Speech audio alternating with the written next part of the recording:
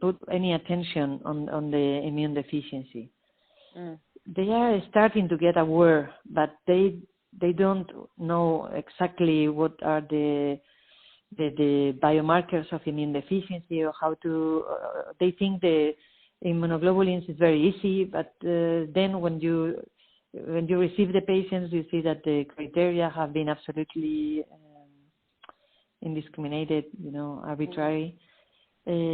So I think we should work together. I have a right to do this in my hospital, and we are collaborating very, very well. And we are also doing two new proof of concept with recently diagnosed lymphomas and CLL with hematologists here. We have, as I presented in my talk, so we have a lot of work to do. Probably we'll describe new biomarkers, but we have to do research projects. It's not possible in the clinical practice. Yeah. Integrate more all these specialties. For example, we use with gamma globulin, and we know that gamma globulin goes very well for the risk of infections, but we don't really know how immunoglobulin affects cancer, B cell cancer. So we are working on that exactly due to this, because maybe it's not the best option, but or maybe yes, and it impacts negatively the B cell clone. But we have to validate that, and this has not been done. Okay, so this is something that a study that could be by evaluating the effect of immunoglobulins in B cell cancer, and how this will be improving how or this not. Really, exactly. Not only the immune deficiency, but the cancer itself. And maybe biomarkers to discriminate which are going to be better and which are going to be worse. Try to determine. Because there are patients on IVIG that progress during the treatment. So is this accelerated or has been, on the contrary, hampered by the gamma globulin? We don't know. There is no response to this yet. Yes. But it's ongoing. It's ongoing. Interesting. Very interesting. Because I think more tailored treatments are definitely something that the patients could benefit, and this kind of biomarkers could help to do it. Then I'll just get relatively back here. So we talked about SID patients, and then I would love to know how many of them are on subcutaneous products. Subcut. Subcut, yeah. Okay, something like 10 of, I think we have right now something like 87. I saw that the other day.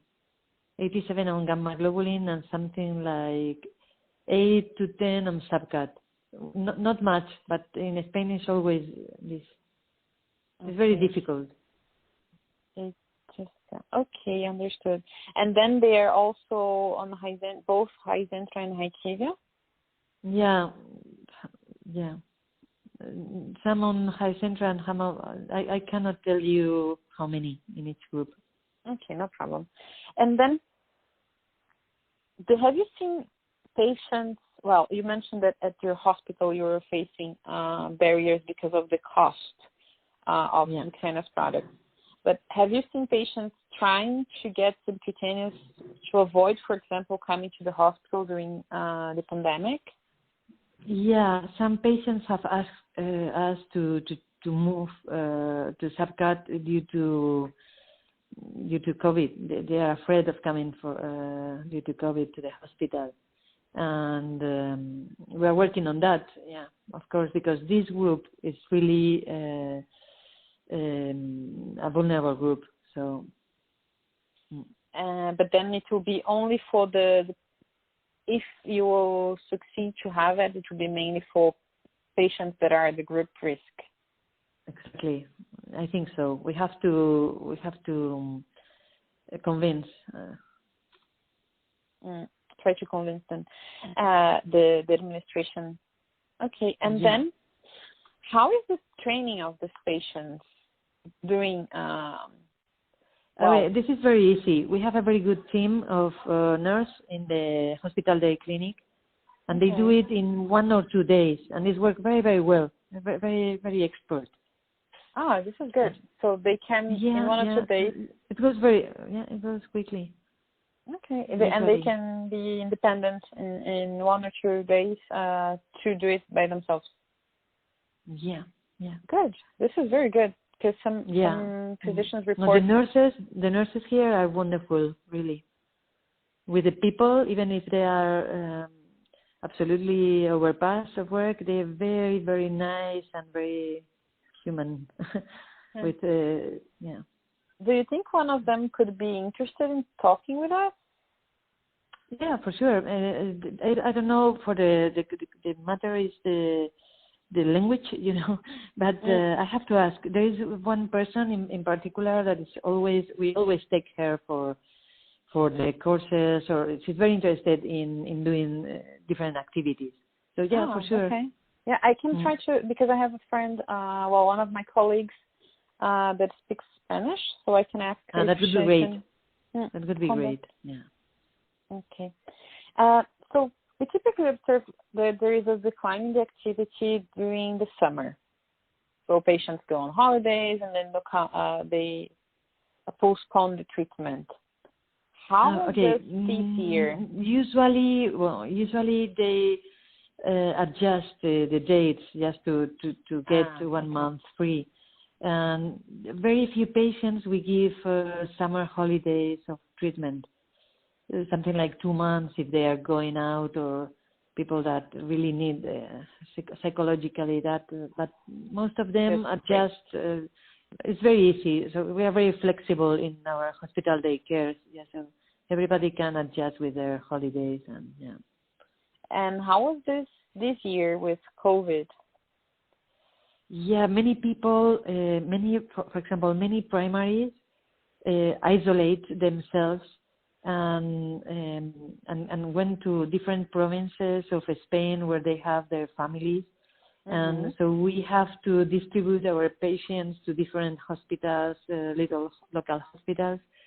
And most of the people still came to the hospital. We accommodate the hospital to get 2 meters between patients and use of masks, of course, and they organize like that. And for the patients that went to smaller hospitals, they were able to receive the immunoglobulins there? Yeah. That's the case, yeah. Interesting.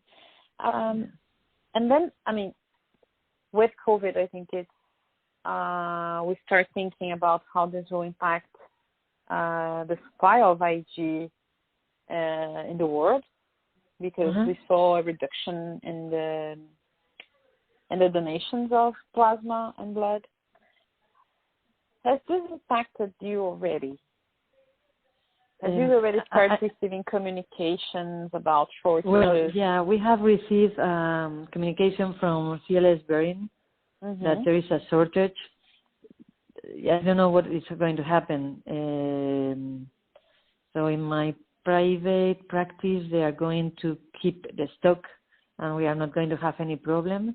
But here in the hospital, I think they are going to change everyone to another. But I don't know what is going to be organized, not yet.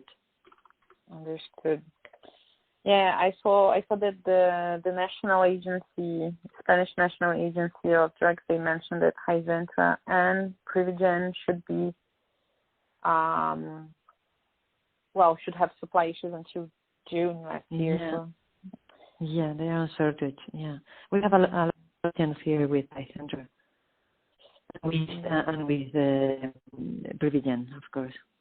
Okay, and does this change your treatment options and how you will choose the treatment for your patients?